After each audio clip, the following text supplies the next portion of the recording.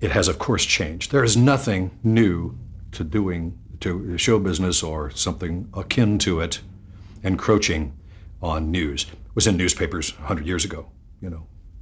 The worst newspapers in the world, worst news in the world was newspapers at the turn of the century, the turn of the 20th century, all that yellow sheet stuff and opinion as fact, made up stories.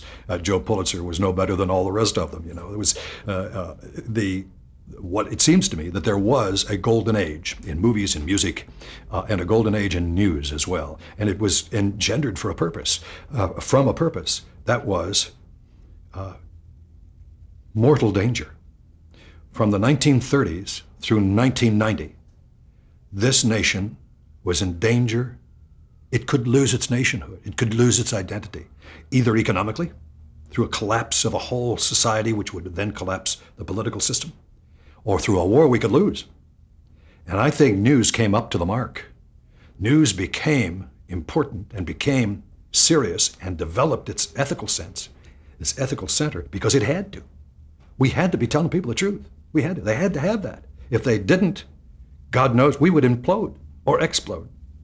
And I think news from that period of time, from the rise of the great newspapers, the great networks, and eventually the television networks as well, all of those came up to the mark. And it was hard for them.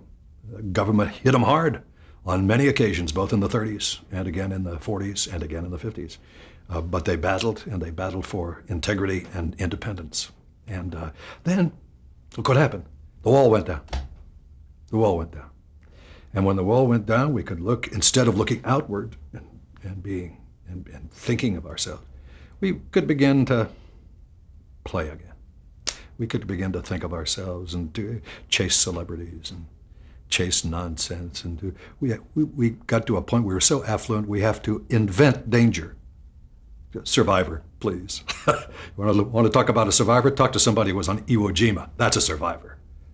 This is nonsense.